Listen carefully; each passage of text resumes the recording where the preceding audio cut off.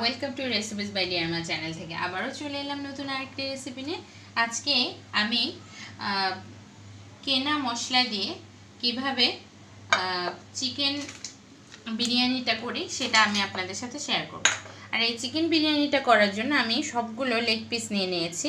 এখানে আমার আলাদা কোনো পিস নেই, সবগুলো লেগ পিস নিয়েছি। এটা দিয়ে করলে খুবই ভালো লাগবে, সেই জন্য তো আমি এগুলোকে আগেই ক্লিন করে রেখেছিলাম।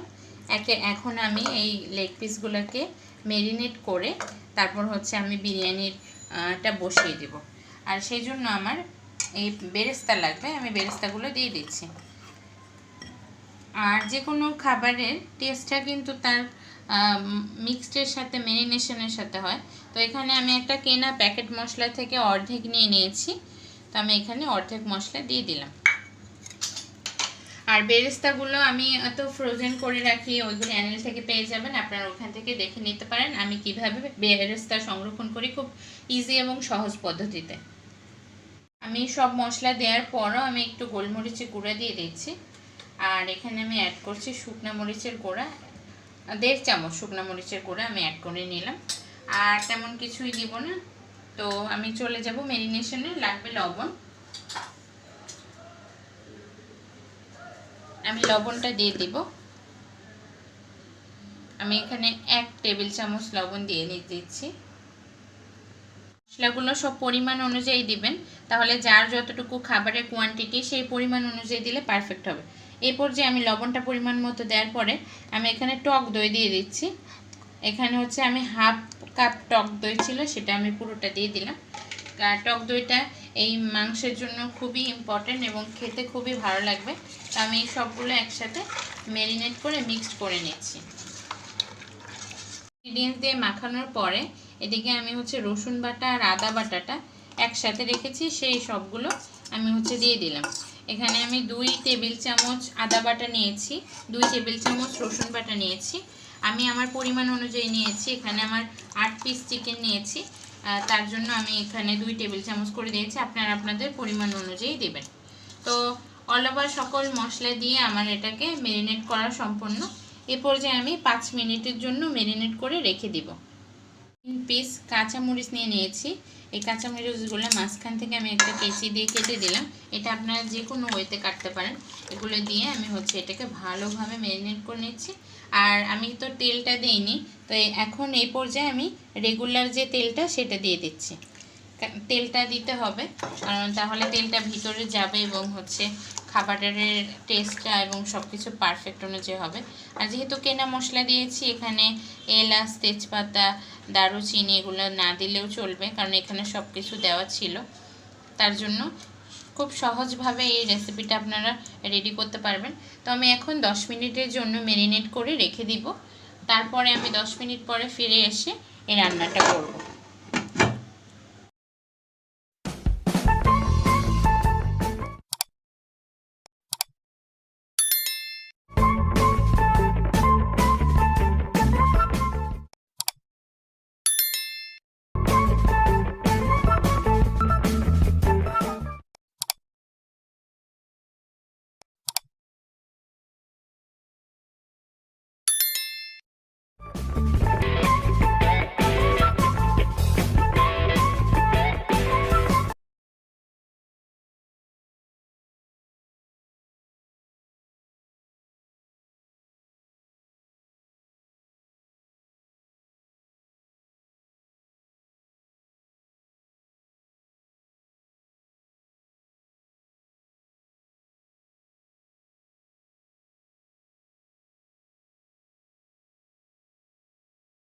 আমি একে একে যে বিরিয়ানিটা হবে সেই পোলাওর চালটা ভেজে নিচ্ছি।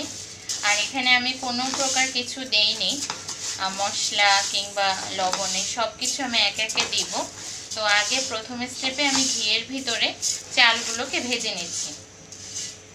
আর এই ট্রিক্সটা ফলো করলে আপনাদের বিরিয়ানিটা খুবই পারফেক্ট হবে।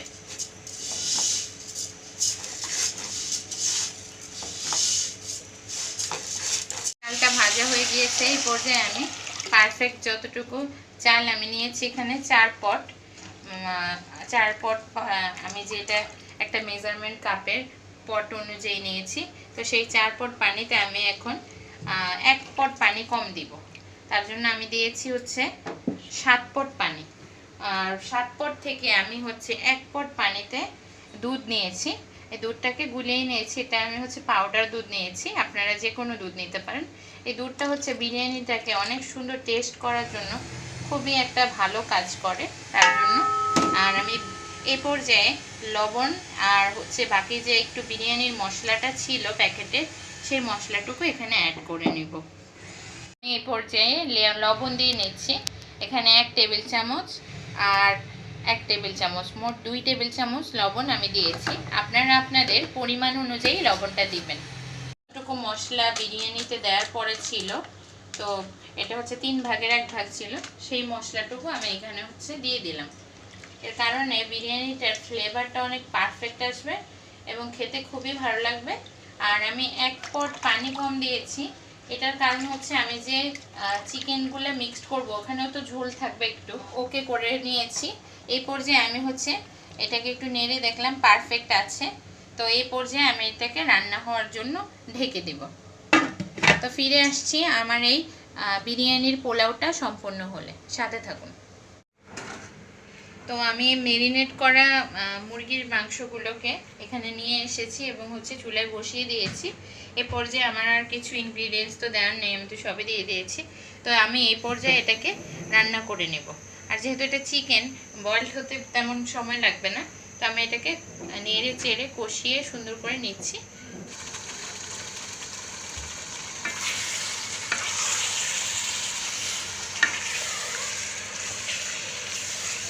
এরকম বিরিয়ানিগুলা বাচ্চা সহ পরিবারের বৃদ্ধ যারা আছেন না কেন, মুরব্বী এবং অতিথিরা সবাই পছন্দ করবে।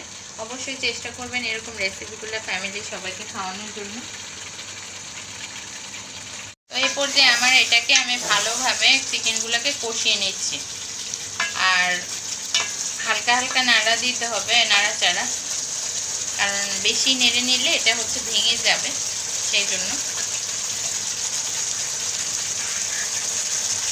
আর নানা নেড়ে দিলে নিচে ধরে যাওয়ার চান্সেস থাকে, তাই অবশ্যই চেষ্টা করবেন এটাকে ভালোভাবে কষিয়ে নিতে। খেতে যেটা ভালো লাগে সেটা হচ্ছে আলু। তো আমি এই আলুগুলোকে স্যাফরন দিয়ে, অল্প একটু স্যাফরন দিয়ে আগে থাকতে একটু ভেজে নিয়েছি, তাহলে এটাকে খুব ভালো লাগে খেতে এবং মিক্সড হয়। তো আমি এটা এই মাংসগুলোর সাথে দিয়ে দিব, তাহলে এই চিকেনগুলোর সাথে এই আলুগুলো বয়েলড হয়ে যাবে এবং পরবর্তীতে আমি মিলিয়ে নেব, খুব ভালো লাগবে। আর আমি চিকেনের সাথে তো একটা সময় পরে রাইসগুলো মিক্সড হবেই, কিন্তু আমি যখন এই চিকেনটা করি তখন হচ্ছে চিকেন বিরিয়ানিটা যখন আমি রান্না করি তখন আমি আলুগুলো এইটার সাথে একসাথে দিয়ে দিই, তাহলে একসাথে মিলে যায় এবং হচ্ছে মশলাগুলো ভিতরে প্রবেশ করে আর আলুগুলো খেতে খুব ভালো লাগে। তার জন্য হচ্ছে আমি এটা দিই, আমি রাইসের সাথে চিকেন বিরিয়ানির রেসিপিতে দেই না। তো আপনারাও এটা যদি দেন, অথবা যদি আপনারা স্যাফরনের কালারটা পছন্দ না করেন তাহলে স্কিপ করতে পারেন, আপনাদের মতো করে করতে পারেন। তো আর আমার রেসিপিটা ফলো করলে আপনারা একটু স্যাফরন ইউজ করতে পারেন, আর এটা এভাবে দিলে খুব ভালো হবে। আমি এই চিকেনগুলোকে বয়েলড হওয়ার জন্য প্লাস কুক হওয়ার জন্য ঢেকে দিব, আর হচ্ছে মিডিয়াম আঁচে আমি রাখবো। আর আমি ফিরে আসবো, এটাকে চিকেনগুলোকে ঢেকে দিলাম আর ফিরে আসবো এটা রান্না হওয়া পরে। তো আমি ফিরে এলাম, আমার বিরিয়ানির পোলাওগুলো সম্পূর্ণ হয়ে গেল। আর এই পর্যায়ে আমি হচ্ছে এভাবে এটাকে নেড়ে চেড়ে দেখব। তো দেখতে পাচ্ছেন কতটা ঝরঝরে হয়েছে এবং নিচেও ধরেনি ইনশাআল্লাহ। তো মাশাআল্লাহ ভালো হয়েছে। আর আমি এক এক করে পরবর্তীতে চিকেনগুলো যখন মিলিয়ে দিব তো তখন আরও ভালো লাগবে। আর এ পর্যায়ে দেখতে পাচ্ছেন আমার পোলাও, বিরিয়ানির পোলাওটা সম্পূর্ণ হলো। তো আমি ফিরে এলাম। তো এই পর্যায়ে আমি ঢাকনাটা উঠিয়ে নিচ্ছি। আমার যেই চিকেনগুলো আমি যে রান্না করছিলাম, চিকেন বিরিয়ানি চিকেনগুলো একেবারে কোনো পানি ছাড়া আমি কিন্তু ফুলভাবে কুক করে নিয়েছি। এখানে কোনো পানি দিবেন না, পানি দিলে আসল টেস্টটা নষ্ট হয়ে যাবে। তো চেষ্টা করবেন পানি ছাড়া এটাকে কুকিং করার জন্য। তো আমার এই আলুগুলোও বয়েলড হয়ে গিয়েছে, দেখুন আমি দেখাচ্ছি, ভেঙে গেল, তার মানে আলুগুলো পারফেক্ট বয়েলড হয়েছে। এরপর যে আমি আগে থাকতে রেডি করে রাখা যে বিরিয়ানির পোলাওটা তৈরি করেছিলাম, সেই পোলাওটার সাথে এই চিকেনগুলোকে মিক্সড করে দিব। যেভাবে বিরিয়ানিতে দেওয়া হয় ঠিক সেভাবে এক এক করে বিরিয়ানির চিকেনগুলোকে ঢেলে দিচ্ছি।